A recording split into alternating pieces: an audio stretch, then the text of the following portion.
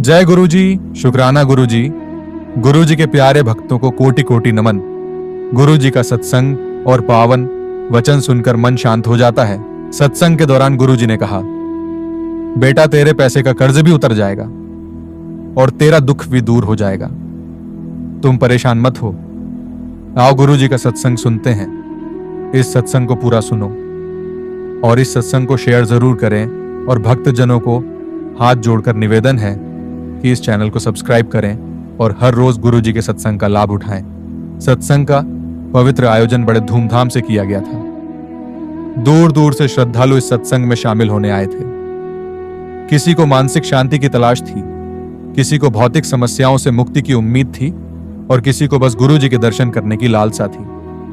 गुरुजी अपने साधारण वेशभूषा में गेरुआ वस्त्र धारण किए सत्संग स्थल के मध्य में विराजमान थे। उनके चेहरे पर अपार शांति थी और उनकी आंखों में ऐसी गहराई थी जैसे अनंत ब्रह्मांड का सारा ज्ञान वहीं समाया हो।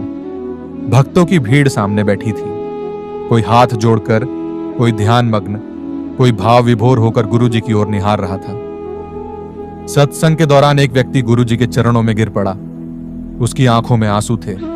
उसने कांपती आवाज में कहा, गुरुजी मैं बहुत परेशान हूं। मेरा बहुत सारा कर्ज हो गया है, व्यापार में घाटा हो गया, घर की आर्थिक स्थिति खराब हो गई और ऊपर से परिवार में भी कलह चल रही है।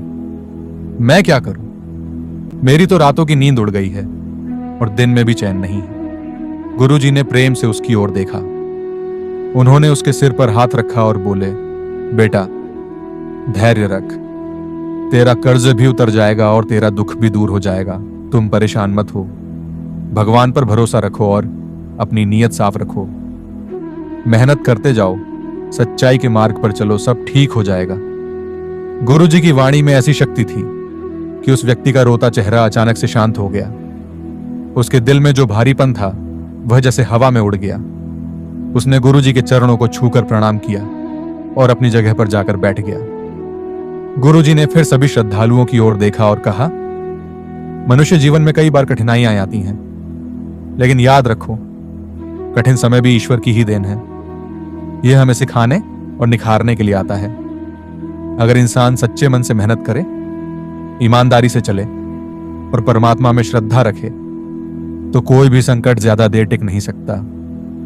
दुख भी अस्थाई है, सुख भी अस्थाई है, लेकिन जो चीज स्थायी है वह है प्रभु का प्रेम और उनकी कृपा।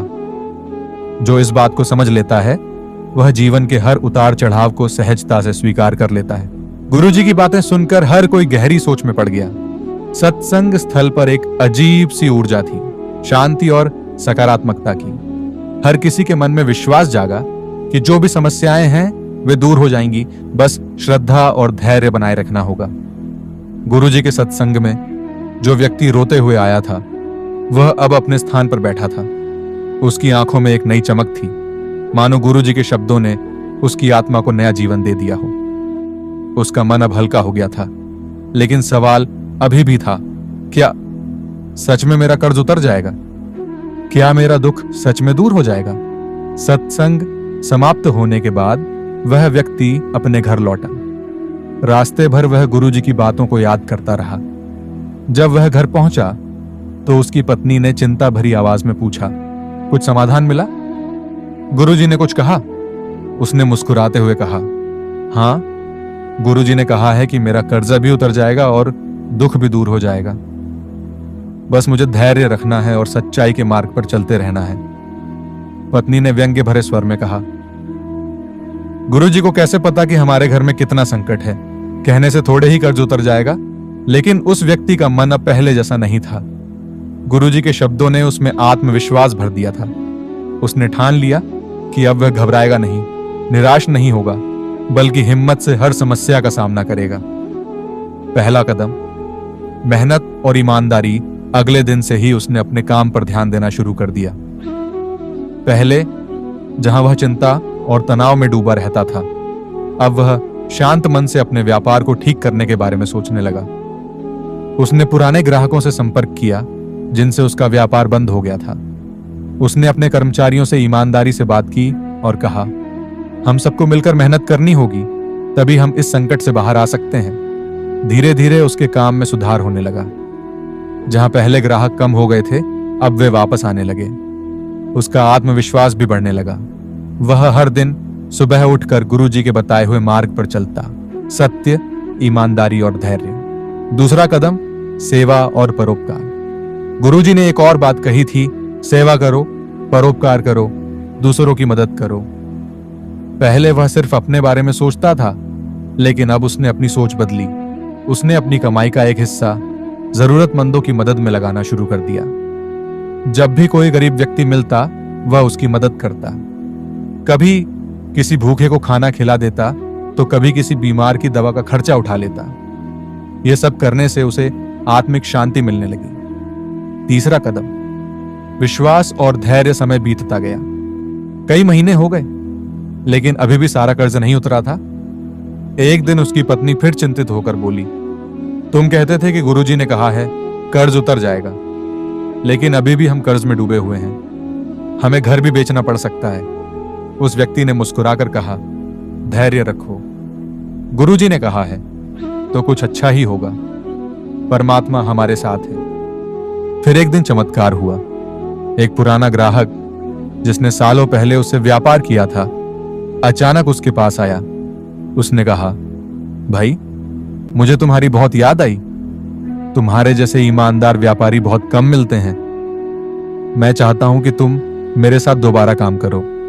वह व्यक्ति हैरान रह गया। ग्राहक ने उसे एक बड़ा ऑर्डर दिया, जिससे उसे अच्छी खासी कमाई हुई। कुछ ही महीनों में उसके व्यापार ने फिर से रफ्तार पकड़ ली। 1 साल के भीतर उसने अपना सारा कर्ज चुका दिया। अब न कोई चिंता थी, न कोई परेशानी। उसकी पत्नी, जो पहले गुरुजी के शब्दों पर शक कर रही थी, अब खुद गुरुजी की भक्त बन गई। वह व्यक्ति एक दिन गुरुजी के पास गया और उनके चरणों में गिर पड़ा। उसकी आंखों में खुशी के आंसू थे। उसने कहा, गुरुजी, आपने कहा था कि कर्जा उतर जाएगा और दुख दूर हो जाएगा। आज मैं खुद इसका जीता जागता उदाहरण हूं। आपका आशीर्वाद मेरे साथ था। अगर मैं आपकी बातों को नहीं मानता, तो शायद मैं अभी भी परेशानियों में ही फंसा रहता। गुरुजी ने मुस्कुराते हुए कहा, बेटा, मैंने तो सिर्फ रास्ता दिखाया था, चलना तुम्हें था। तुमने सच्चे मन से मेहनत की, ईमानदारी से जीवन जिया, परोपकार किया, इसलिए परमात्मा ने भी तुम्हारी सहायता की। याद रखो, जब हम खुद को बदलते हैं, तब हमारी परिस्थितियां भी बदलने लगती हैं। सभी श्रद्धालु जो ये सुन रहे थे, उनके मन में भी नई ऊर्जा जागी। उन्होंने समझ लिया कि सिर्फ भगवान से प्रार्थना करने से कुछ नहीं होगा। मेहनत करनी होगी, सच्चाई के रास्ते पर चलना होगा, तभी जीवन में सुख शांति आएगी। उस व्यक्ति का जीवन पूरी तरह बदल चुका था। अब वह सिर्फ अपने परिवार के लिए नहीं, बल्कि समाज के लिए भी जीने लगा। उसने अपने पैसे से एक छोटा सत्संग हॉल बनवाया, जहां हर महीने गुरुजी के प्रवचन होते थे, ताकि और लोग भी सही मार्ग पर चल सकें। गुरुजी की एक वाणी, बेटा, तेरा कर्ज भी उतर जाएगा और तेरा दुख भी दूर हो जाएगा, उस व्यक्ति का जीवन बदल दिया। गुरुजी के आशीर्वाद से उस व्यक्ति का जीवन बदल चुका था। अब न सिर्फ उसका कर्ज उतर गया था, बल्कि उसके दिल से हर प्रकार का भय और चिंता भी मिट चुकी थी। वह समझ गया था कि सिर्फ शिकायत करने या चिंता करने से कुछ नहीं होता, बल्कि ईमानदारी, मेहनत और सेवा का मार्ग ही इंसान को असली सुख और सफलता दिला सकता है। अब जब उसका जीवन सामान्य हो गया था, तो उसने सोचा कि यह सब सिर्फ उसके लिए नहीं हुआ था। गुरुजी की कृपा से उसे एक सीख मिली थी, और अब उसका कर्तव्य था कि वह इस सीख को दूसरों तक पहुंचाए। उसने अपने क्षेत्र में एक सेवा केंद्र खोलने का निश्चय किया। वहां जरूरतमंदों को भोजन, शिक्षा और रोजगार के साधन उपलब्ध कराए जाते थे। उसने अपने व्यापार के लाभ का एक हिस्सा सेवा कार्यों में लगाने की प्रतिज्ञा कर ली। धीरे धीरे उसकी सेवा का प्रभाव लोगों पर पड़ने लगा।